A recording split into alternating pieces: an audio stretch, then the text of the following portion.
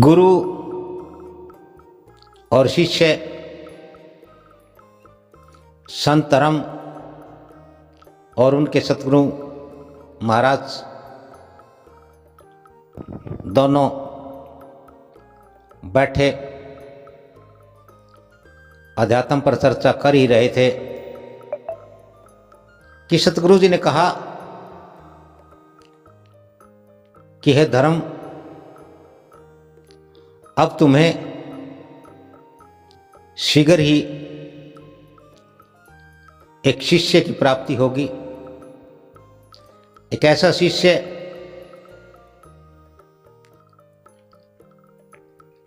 एक विरला शिष्य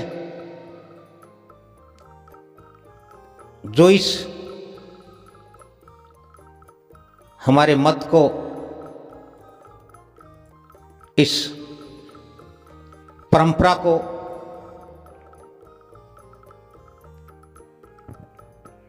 पूर्णतः आगे बढ़ाएगा। एक पूर्ण समर्पित शिष्य आपको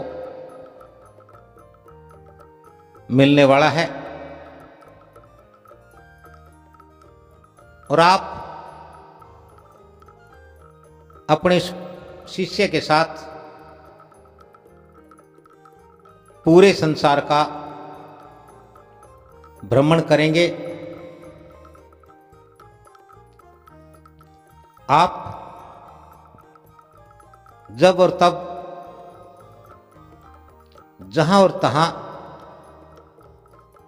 जा सकेंगे, जाएंगे। दोनों गुरु और शिष्य एक साथ रहते हुए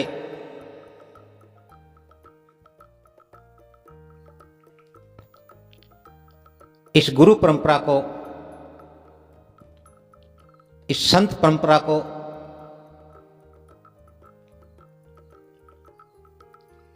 निरंतर आगे बढ़ाएंगे। आपका शिष्य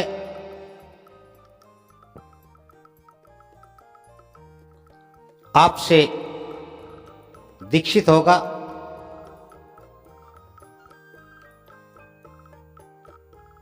और आपका दीक्षित शिष्य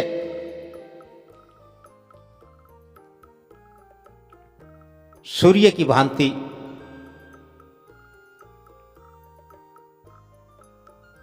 सूर्य के सदृश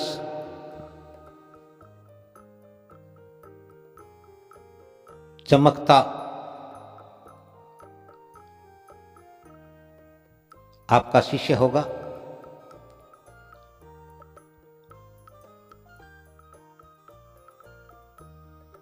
सतगुरु महाराज जी ने कहा कि हे शिष्य, हे संत धर्म,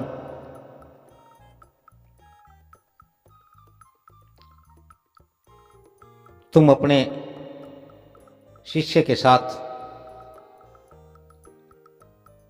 जब, जहां और जैसे चाहोगे भूत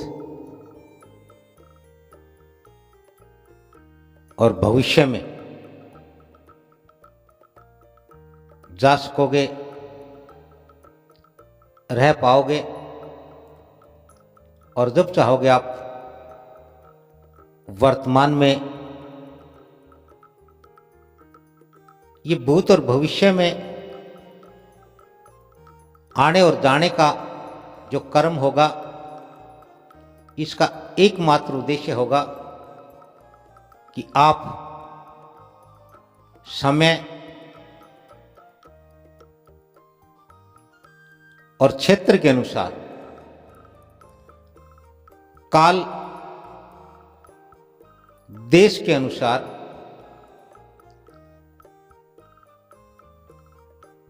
जो संगत के लिए, जानने वालों के लिए समझने और सीखने वालों के लिए आवश्यक होगा, वह सब आप उन्हें जता पाएंगे, उन्हें बता पाएंगे और उन्हें दिखा पाएंगे। ऐसा आवश्यक है। अध्यात्म और परमात्मा का मार्ग यही है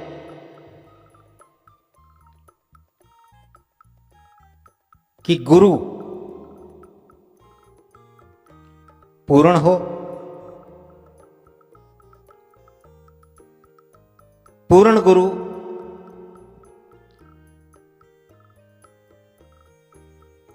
पूरा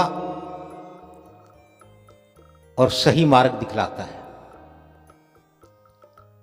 पूर्ण गुरु ही पूर्ण पथ पर चलता हुआ अपने शिष्यों को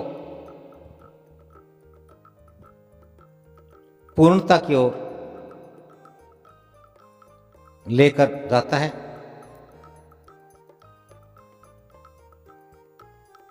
इस संसार में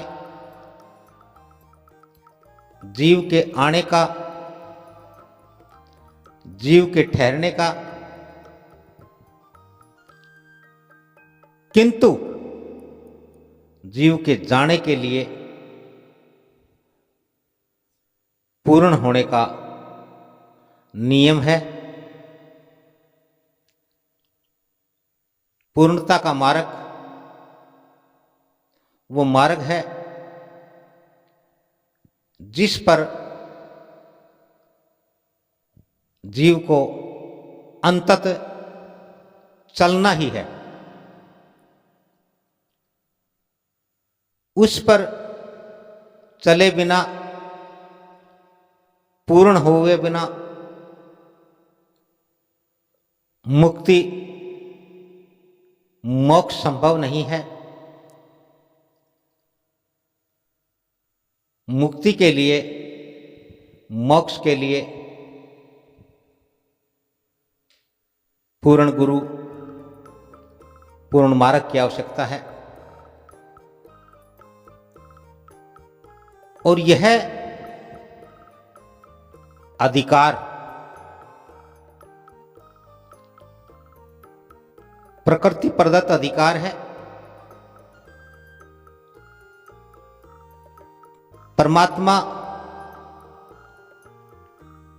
ईश्वर के द्वारा प्रदत्त अधिकार है। इसके लिए जीव को इस संसार को छोड़ना पड़ता है। यह संसार पूर्णता को पाने का एक जरिया है, एक मार्ग है। यह वो सागर है जिसे पार करना है। जो तैरना नहीं जानते या जब तक तैरते नहीं हैं, इसे पार नहीं किया जा सकता। तैरना नहीं सीखना, तैरना नहीं जानना, इसका अर्थ है कि जीव इसी अबुझ अनसुलझे संसार में